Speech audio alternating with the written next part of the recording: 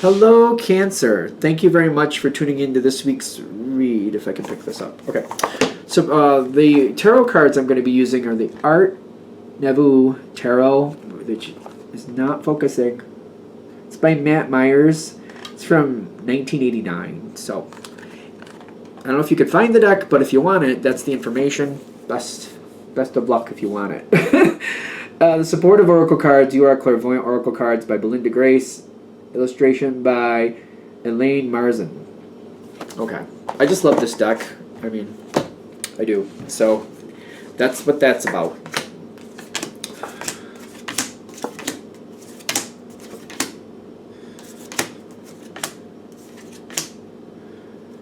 Okay. Got a lot.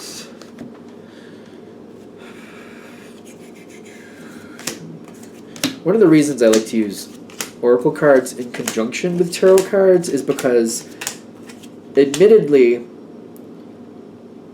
some of the Oracle decks I use, I believe, really, they got a lot of positive energy, which is great. We do want that. But I feel like the tarot cards bring in just a bit of, like, grounding to the situation so we can know actually what we're dealing with. So it's not just all pie in the sky stuff. But I think this all matches. This looks good. It looks like it's going to be good. So I feel like what they're saying is a blessing has happened in your life. But it's not funny. But the reason I'm kind of laughing is because you might be looking back at this moment going, I don't know if that's a blessing.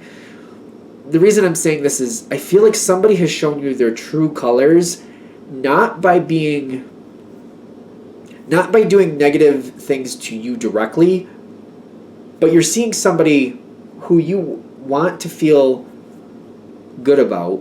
You want to see them in a positive light, but you're seeing how they're treating other people and they're just not that good. And it's when you see them do this, they're taking advantage of somebody or they're being mean to somebody, and it's clicking in your brain like they're usually good to that person, but all of a sudden things turn and then they're being this rotten person. The blessing is you're seeing it before it happens to you. There's a lot of good here though, but this is like, I swear to God, this is the wake-up call, kind of like before you have a problem with this person, getting yourself ready to defend yourself before you have a problem, because you're seeing what they're doing to somebody else. I feel like for those of you this is going to make sense for the most. You're like, you see them doing this to someone else and you're like, how long before they treat me that way? What happens when I'm on the outs, or what happens when I have a difference of opinion from them? Because when that blessing happens, it's the threshold is in the environment. Like, this is a heads up. Before this happens to you, you're seeing it happen to somebody else. This person is treating somebody else poorly, and you're seeing it before it becomes a problem for you. Now, the thing is, at this time, you're getting along with this person. So there's no rift between you and this person. And you even might be having a conversation because you got the King and Queen of Cups. Yes, you do. King and Queen of Cups with it's Kuan Yin, which is a very beautiful, caring. To me, it's very like trying to make things work as best possible, trying to bring the beauty into the world, trying to help, being very helpful, very caring, very loyal too, is what I want to say.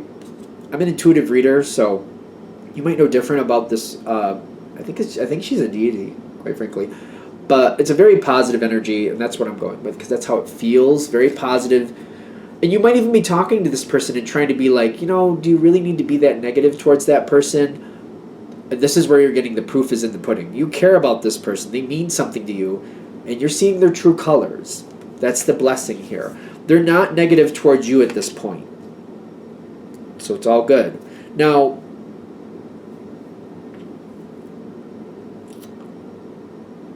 there's a really good moment here, but it's kind of like they seem to be admitting, oh, yeah, you're right. I guess I don't know. I feel like they're saying, yeah, you're right to something.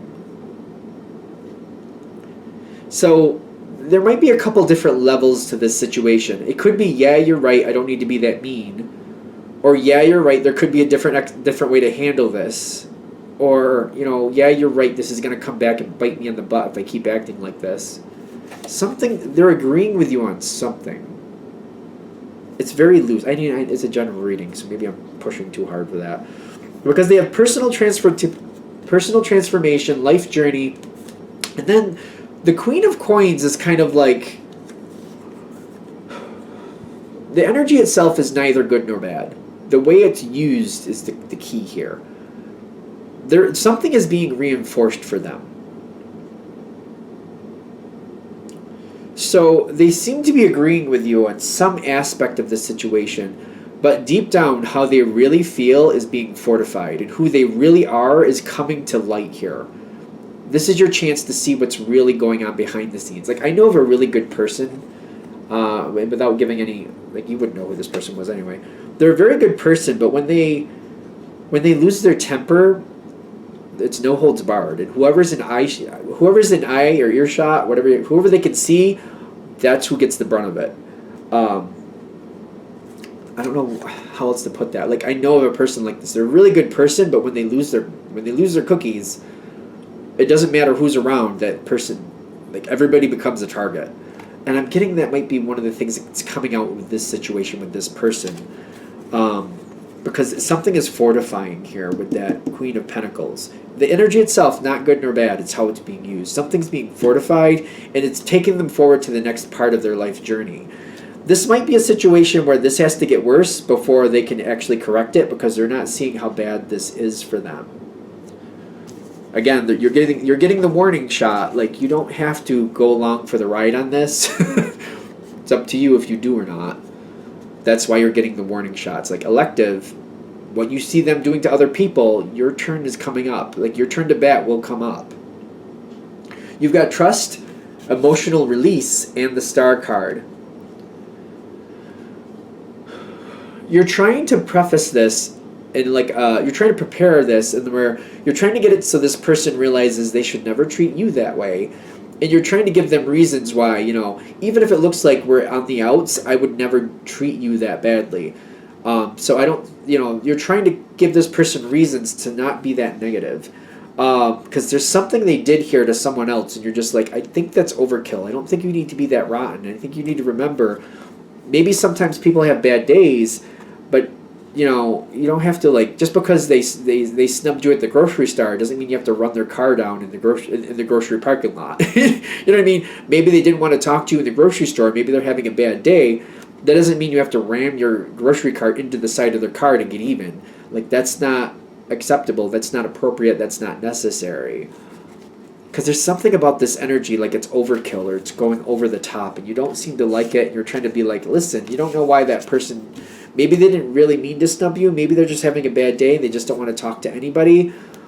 There's no need to retaliate. Give them a chance to cool down and maybe later find out what was going on with them. Acceptance between you and this person. Because I feel like you're talking about this with this person. You're trying to just kind of quell any fears, or trying to get them to kind of back down. Because there's something where you think they're overreacting to something. And you're trying to get them to kind of pull it back and calm down and just, let's not go overboard with this. They seem to understand that's how you feel. You seem to understand that they're going to have to decide for themselves what they're going to do. This one's a little dicey at this point, because it's kind of like, I can't say whether they're following your advice or not. It seems to be like you understand, like, you can only do so much. They have to decide what to do with it, and they understand where you're coming from and why you feel the way you feel. So that part of the communication feels good.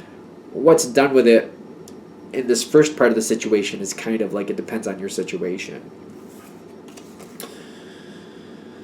Okay.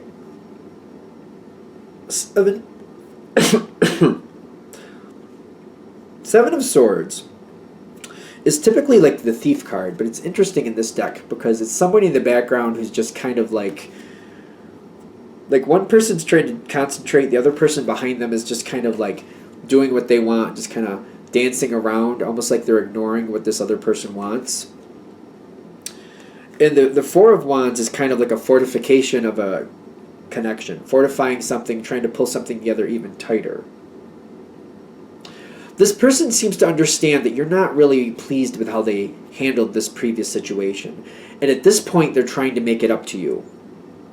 They're trying to fortify you in a little tighter with them. They're trying to make a light of a situation that they're trying to make light of it, like, oh, I was just having a mood that day. I'm sorry. I kind of overreacted. You're right. I'm glad that you brought that up to me. I think, having you in my life makes me see these things and understands a different point of view.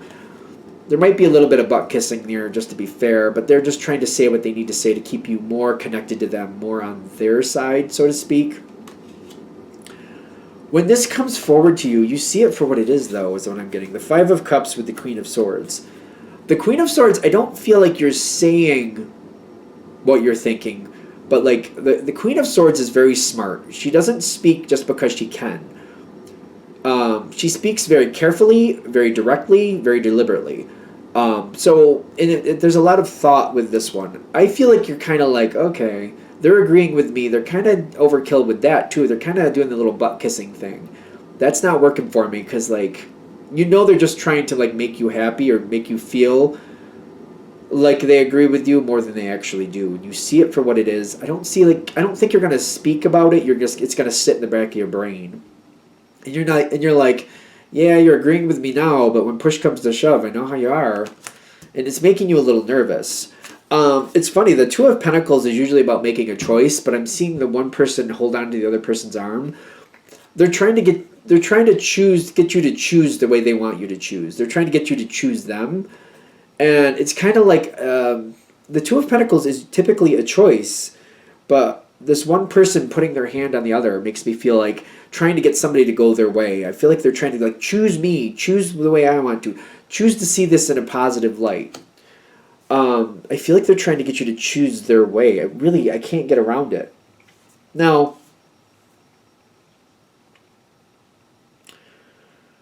there is going to be a moment coming up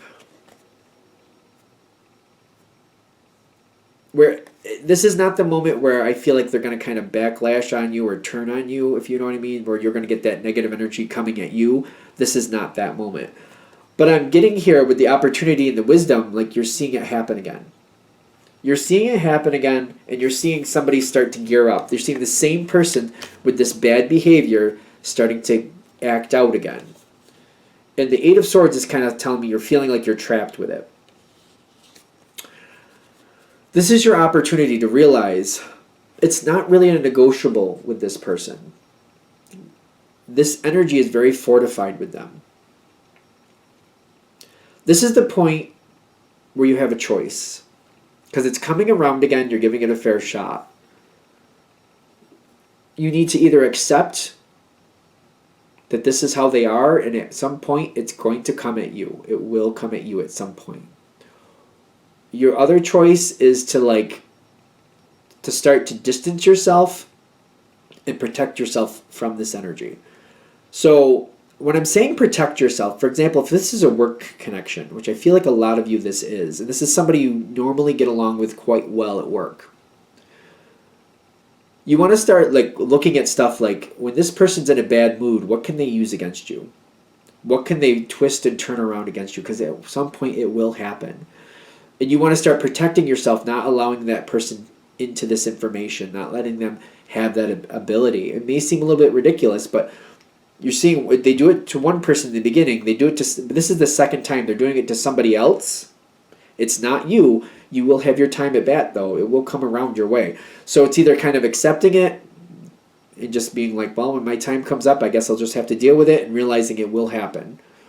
Or your other choice is to start protecting yourself and start possibly distancing yourself from that energy. It depends. You have to decide what's right for you. But seeing it coming and being like, what do I need to do so it's not so bad? Don't just accept that you're trapped, because I feel like a lot of you are going to be like, oh boy, well I guess I'm going to have my time at bay. You can just accept it and just let it play out like it's going to, but the whole purpose of this reading is for you to find ways to protect yourself, so that way when the landslide comes your way, maybe you already have a fortified protection so that you're going to get through it and you're not going to get that damaged. You know what I mean? It's kind of like, if you know that this area that you're living in is avalanche prone, you don't have to live there.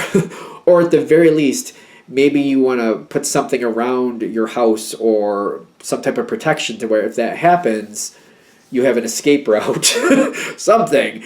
Whatever is necessary. I don't know how people who live in avalanche areas, I don't know what they do for that. But, I think sometimes they set off small avalanches so that way the snow can't ever build up that big. You know what I mean? And now that I'm thinking of it, that is how I think some places handle that.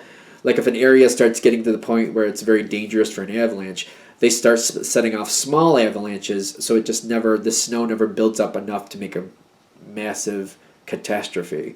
I think that's how that works. Do not know for sure. Anything else with this? All right, I think we're there. I'm going to shut this down here. I hope that helps. Thank you for watching. If you'd like a direct reading from me, shoot me an email, jamesforastral@gmail.com. That's James, number 4, astral@gmail.com. Thank you.